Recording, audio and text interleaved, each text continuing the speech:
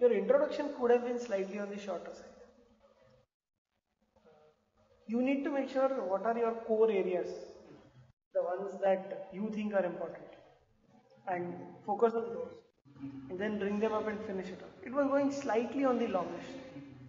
Just because I'll let you keep on going on doesn't mean that your introduction will also keep on going on.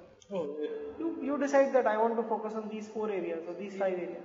if I stop, you will say no, continue. I didn't ask. No, then if I ask you to continue, it's different. Right. Otherwise, you How should. much? 2-3 minutes we feel like this. No, see, there is no set answer to this, but definitely it should be shorter than what you currently have. What should it cover then? Whatever you want the interview to go on. If you want the interview to cover your work age, you should speak about your work age. You probably don't want the interviewer to cover your ACAT. You should not highlight your ACAT so much. For example, even if your percentage is very high, and if I think that your percentage is very high, I may say that okay, you are a good student, so let me ask you on your academics. And then if I find out that you don't know, then it leaves the army. I don't know what to decide. Percentage is good. Questions have not been answered. So how was the percentage okay? So gloss over or don't highlight the educational parts. Take the person more into the work excel. That is what you want to do, and then decide that okay, these are the 2-3 main points that I want to discuss. Cover them up, and then stop. Then if the person asks you to continue, then you have 2-3 backup points. Yeah. As far as this question is concerned, tell me something about yourself. This is often asked, 90% times. So this is something that you should be ready with. I can prepare. You should keep things ready for this. Your first answer will lead the next questions, which areas you are focusing upon. Second thing is when you are saying something now, you can say that I studied for 4 years in this college. You can say that, but you can add to on saying that what are the learnings that I had from. Okay. Yeah. Now in TCS, for example, what you summed up. The good thing about all of your answers was that you were very enthusiastic in telling them. You never felt let down or something like that. Even for this question, you give a very good answer, apart from the length.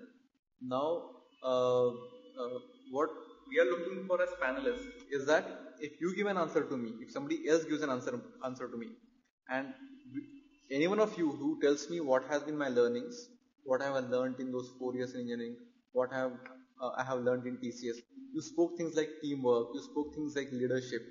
You could have included them in you spoke them in strength wala question. You could have spoken them in a TCS wala question. Because I am trying to know that from your CV I can make out from where you are. If you tell me the same thing, I'm not impressed. I want to know, you can say in TCS I achieved this, or this is how I learned new things. That impresses me a lot. See, the interviewer may want to look for your strong point. He may not want to also. He may want to look for your weak point. But if he wants to look for your strong point, then you have to give him that opportunity. Right. That you said that in TCS I have learned A, B and C. A, B and C being coding, teamwork and getting things done on time. Now, if he is from a computer background, he may decide to pick up coding. If he is from a behavioral sciences background, he may decide to pick up teamwork. Or he may not decide to pick it up. But at least your strong area should be ready.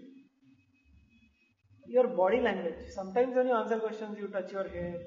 It doesn't matter. As in, you do something like this. It's okay. It doesn't matter. But if you avoid it, it creates a better result. To a lot of questions you answered, I'm not really very sure, but this is the case.